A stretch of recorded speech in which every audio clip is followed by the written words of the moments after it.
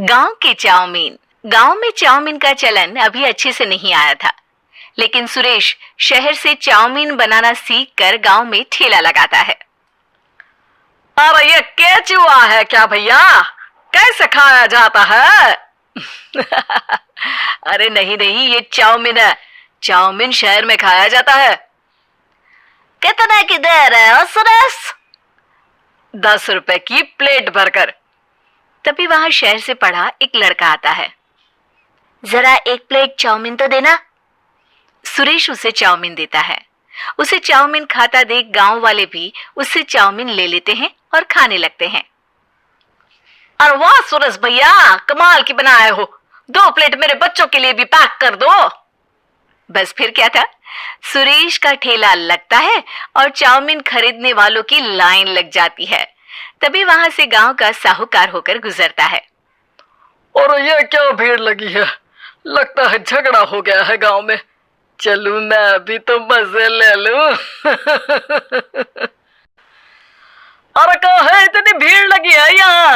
लड़ाई हो गई है क्या?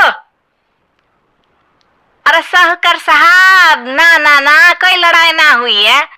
ये तो सुरेश की दुकान है चाउमीन की। हम लोग चाउमीन खाने आए हैं, आप भी खाइए ना। साहूकार चाउमीन खाता है और सुरेश की तरफ देखता है, जो सारे दिन के पैसे गिन रहा होता है। अरे सुरेश, क्या लागत है इस काम की? अरे साहूकार जी, आप अब आए हैं तो ये पूरे 10,000 रुपए ले जाइए, जो पिछले साल शहर जाने से पहले आपसे लिए थे ना। लागत तो क्या कहे, जो आपने दिया था उसी में सीखा भी है और दुकान भी खोल ली। अरे पैसे इतने जल्दी क्या जरूरत थी? कैसे जरूरत नहीं थी साहूकार जी, इतना मोटा ब्याज कहाँ से भरते। साहूकार को अब सुरेश की दुकान को हड़पने की लालच आ जाती है। नाना करते ये सारे दिन में 500 रुपए कमा ही लेता है।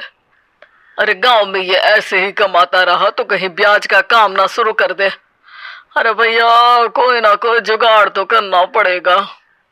अब साहूकार घर आ जाता है और अपनी बीवी को सारी बात बताता है। हाँ जी, ये तो मैंने भी सुना है कि सुरेश के हाथ की चाउमीन नहीं खाई तो कुछ नहीं खाया। अरे हाँ हाँ, सही ही कहते हैं। मैं अभी खा कर ही आ रहा हूँ। अरे भाग्यवान है, कितना अच्छा हो ना अगर वो पैसा हम लोगों को मिल जाए। क्यों है? हाँ वो तो है, लेकिन कैसे? हम लोगों को तो चाउमीन बनाना आता ही नहीं है। साहूकार और उसकी बीवी अब रोज चुपके से सुरेश के घर जाते हैं और खिड़की से उसे चाउमीन बनाते देखते। अब क्या था, दोनों को चाउमीन बनाना आ जाता है। फिर एक रोज, और सुरेंद्र, तुझे साहूकारनी ने बुलाया था। बोल रही थी कि बेटे के जन्मदिन में 10 किलो चाउमीन का ऑर्डर देना है, बना दोगे ना? अरे हाँ हाँ साहूकार जी, मैं जरूर बना दूंगा। कब देना है घर में 10 किलो चाउमीन? अरे वो तो तू घर आकर बता कर लेना, मैं नहीं बता पाऊंगा। ठीक है, शाम को काम निपटा कर आ जाता हूँ। सुरेश साहूकार के घर जाता है, लेकिन वहां मियाँ बीवी मिलकर उसे बंधक बना लेते हैं। अरे मुझे क्यों बांध रखा है? मुझे छोड़ दो। आज से तेरा ठेला मैं लगाऊंगा और बहुत सारे पैसे कमाऊंगा। साहूकार एक आदमी को सुरेश की निगरानी में लगा देता है और वहां से चला जाता है।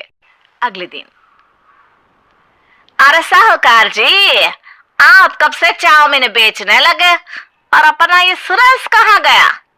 और वो तो शहर गया है, उसका कोई काम निकल आया था। बोल रहा था कि जब तक वो ना आए तब तक मैं ही उसके ठेले का काम कर दूं। पैसे भी तो बहुत उधार ले रखे थे उसने। लगता है कर्जा भरने के डर से भाग गया है। अरे पर वो तो बोल रहा था कि उसने सारा कर्जा उतार दिया है, और वो क्यों भागेगा? इतना तो कमा रहा था। अरे मुझे क्या पता। अरे चाउमीन खाना है तो बोलो, नहीं तो भागो यहाँ से। अरे हाँ हाँ, दे दो दे दो। अब तो चाउमीन खाना पूरे गांव के लोगों के लिए आदत ही बन गया है। ना खाओ तो नींद ना आए। हाँ हाँ, तो लो और निकालो 50 रुपए। 50 रुपए क्यों? सुरेंद्र तो 10 रुपए में देता था। अरे वो पागल था, मैं थोड़ी ना हूँ। गांव वाले, जिनको चाउमीन की लत लग गई थी, वो करते भी क्या, दे दो और ये लो 50 रुपए। लेकिन फिर साहूकार उन लोगों को प्लेट में थोड़ी सी चाउमीन रख देता है। अरे ये क्या, पैसे 5 गुना ज्यादा और चाउमीन बस इतनी सी। अरे साहूकार साहब, भगवान से तो डरो। बस फिर क्या था, साहूकार की मन मर्जी चलने लग जाती है और गांव वाले करते भी क्या। एक रोज मुझे तो लगता है कि सुरेश को साहूकार ने मार डाला होगा, क्योंकि उसका काम इतना अच्छा चल रहा था, फिर वो क्यों जाता, और वो भी साहूकार के हवाले दुकान करके। ना बाबा ना। अगले रोज भाग्यवान, देखो तो जरा, इस सुरेश भी ना कितना पागल था। जिस काम से वो ज्यादा पैसे बना सकता था, उससे इतने कम पैसे छाप रहा था। 50 रुपए प्लेट में भी गांव वाले खूब खा रहे हैं चाउमीन। हाँ जी, और जितने में वो लोगों को 10 प्लेट खिलाता था भर भर कर हम लोग उतने में 20 प्लेट बना रहे हैं। क्यों जी? वहीं सुरेश रोज भगवान से मांगता कि बस एक बार वो किसी तरह वहां से निकलने में कामयाब हो जाए, लेकिन उसकी हर कोशिश नाकामयाब होती। फिर एक दिन, अरे भाग्यवान, ऐसा कुछ करो कि चाउमीन बनाने का खर्चा आधा हो जाए, जिससे हम लोगों को और मुनाफा हो।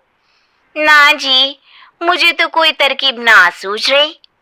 अरे सुनो, एक काम करते हैं, चाउमीन बनाने में जो सब्जी लगती है वो मंडी में लेने तुम देर रात चली जाना।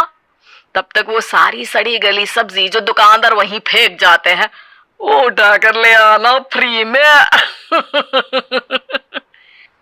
अरे वाह जी वाह, आप तो बहुत समझदार हैं जी। बीवी वैसा ही करती है, लेकिन अब लोग चाउमीन खाते तो मुंह बनाकर। फिर एक बार, अरे राम राम राम, ये पेट में दर्द काहे हो रहा है? आई, आई, आई, आई।